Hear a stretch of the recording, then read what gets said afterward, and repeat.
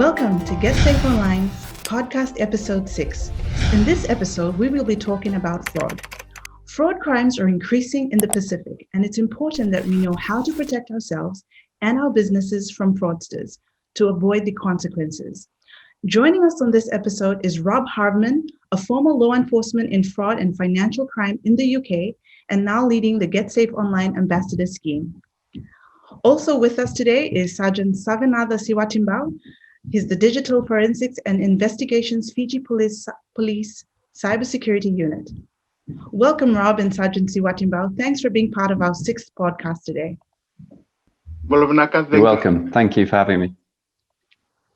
Thank you for joining us. Gentlemen, let's get straight into it. So we know that fraud is becoming a wide problem. How big is this problem in the Pacific? Save, if I can get you to answer that question for us. Fraud has become one of the very successful crime in the Pacific, in a sense that most people are not aware of the fraudulent activities that are either happening online or around the world. They are new to this. They are recently exposed to this. So I think in the Pacific, it's very rife. This is a type of crime that it becomes so very successful. And there's a lot of people that has fallen victim to this category of crime in fraud. Okay.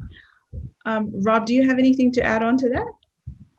Just really the fact that fraud is a different crime to many others in that it doesn't need to happen in any particular location. The fraudster could be anywhere in the world, and as a result of that can remain anonymous and can operate on a global basis with impunity from local law enforcement. So it's really important that people do understand the threats that are out there and take the necessary precautions. Thank you, Rob. Save, if I can ask you, on a weekly basis, how many fraud crimes would you receive here in Fiji? Maxine, at the moment, we don't have a collective numbers of fraud crime because it's been reported throughout the stations in Fiji, which are located on the outer islands, even on the various region of Fiji. But from my own experience in the cases that comes through that needs our help as digital forensics, roughly about 3 to 4 cases in a week. Okay. 3 to 4 cases. So that is the ones that comes through our office, not counting the ones that have been reported on the outer stations. Okay. So in these reports that you receive, so the three to 4 that you receive in the week, what fraud crimes are the most commonly recorded, or what crimes recorded or are sent in for you to investigate?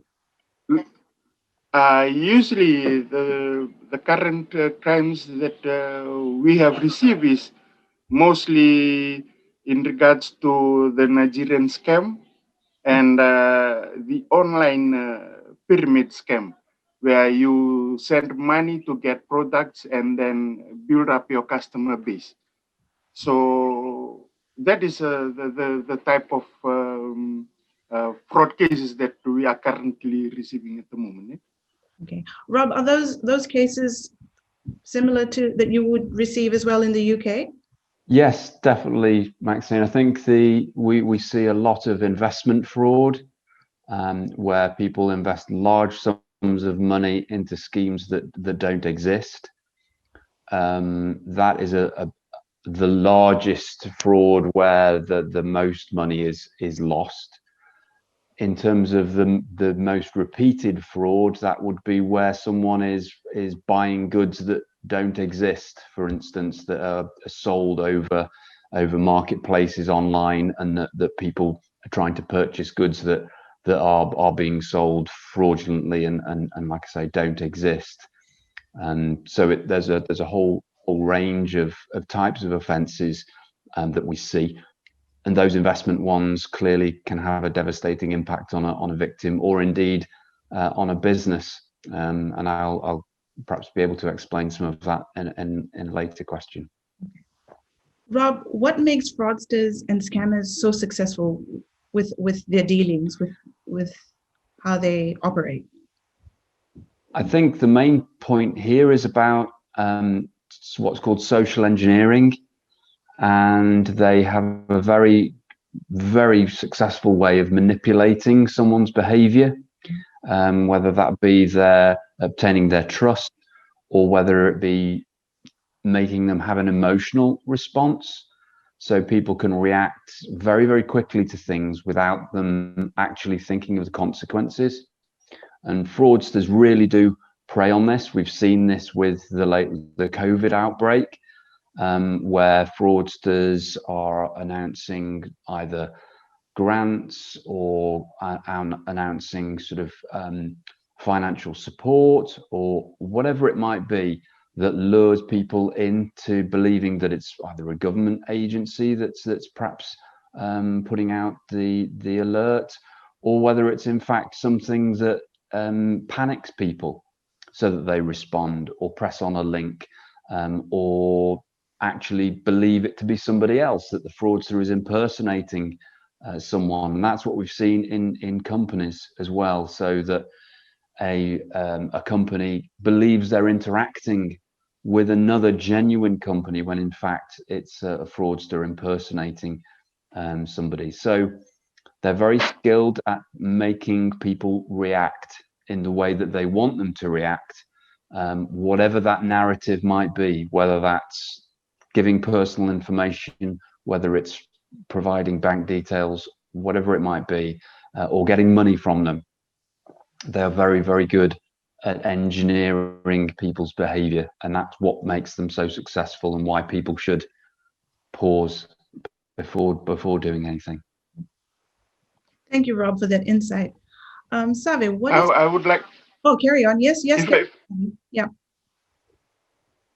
If I just like to add on to that, I think the reason why they have been successful in social engineering, because most of the victims, they don't have any insight into what social engineering is all about. Okay. They are not aware of the type of social engineering they have been a victim of, and that is why they have been here in Fiji, especially on the part that Rob said in offering support or donation in kind through the COVID pandemic that we just currently went through. So I think that is one of the reasons we've noticed that they use and they have become so successful in committing the fraud. Okay. Thank you for that, Save. Save, again, what is your advice to business owners here in the Pacific to stay safe online, particularly from fraudsters and scammers? Or simply put, one of the main... Sorry, simply put, are we safe? Yes. Are we safe here in the Pacific? At the moment, I'm sad to say that we are not safe, just because that there's not a lot of awareness into the types of social engineering tactics that is happening, and people are not fully aware that if somebody is willing to send you help, you don't need to pay the money.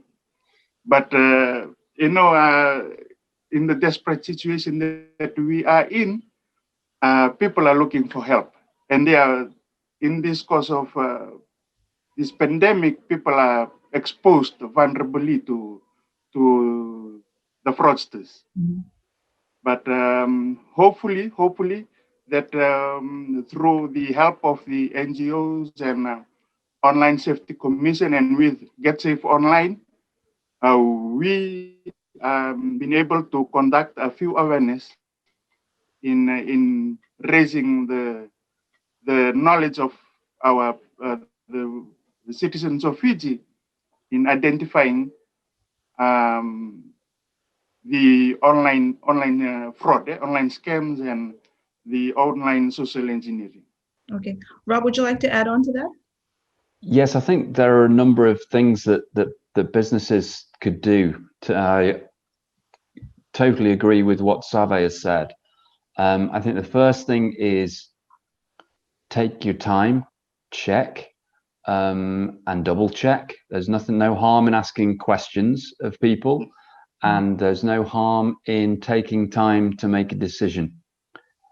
Take charge yourself as a business to understand who you are dealing with in terms of customers. We've seen that also people are, like I've mentioned, about fake invoices, about fake orders.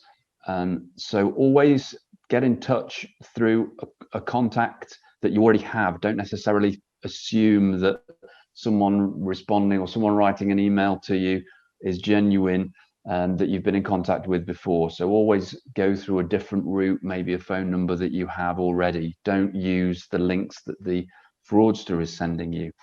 So one, taking time. Two, another thing, don't click on links that are sent. That's a really clear message there to prevent malware damage on your systems, because if you lose your data or lose your systems, certainly that can have a really devastating impact on your business.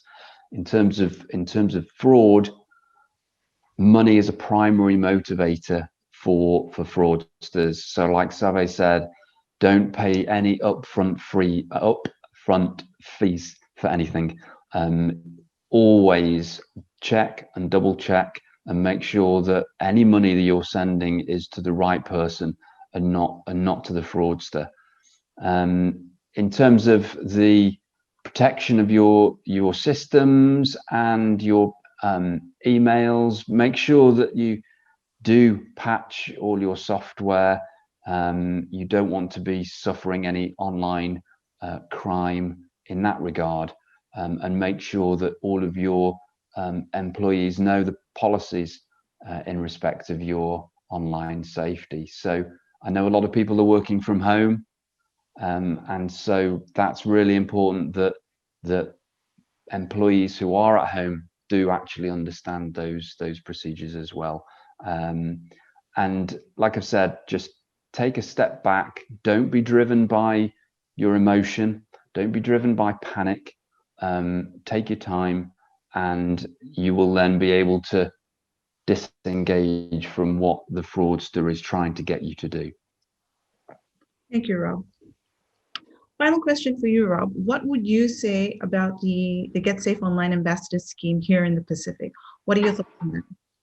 So my thoughts as the coordinator for the scheme, it's a fantastic opportunity for businesses to get an awareness of the types of things that we've been talking about, that me and Save have outlined. Really, it's the vulnerability is the fact that people are not aware of what is out there. People can operate safely and very enjoyably, and also gain great respect for their businesses. To be able to share our knowledge through the ambassador scheme is a fantastic opportunity for people to increase their awareness and their knowledge. We have a number of ambassadors across the Pacific region who we've trained in being able to deliver online safety to people, and I would encourage people to get in touch with yourself, or indeed ourselves, at ambassador@getsafeonline.org as an email, and we'll be able to facilitate some of that awareness sessions for you. In terms of wanting to become an ambassador, simply get in touch and we'll see what we can do.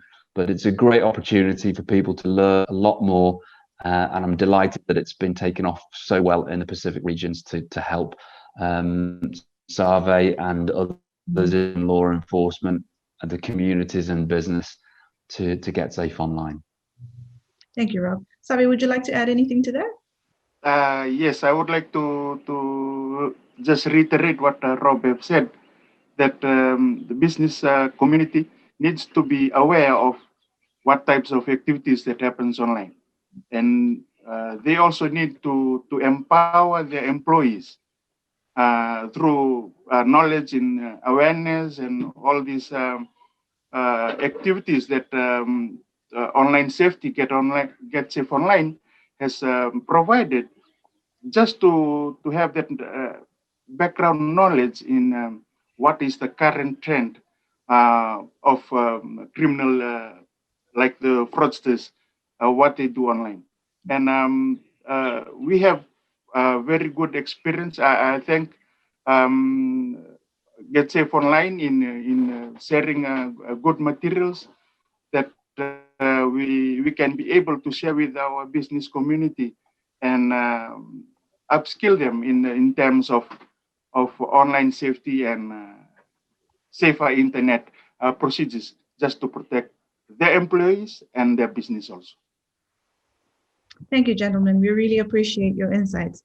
Well, that's it for today. Thank you, Rob and Save, for being part of our 6th Get Safe Online Pacific podcast. It's always an honor to have GSO advocates joining us on these episodes, raising awareness on online safety here in the Pacific.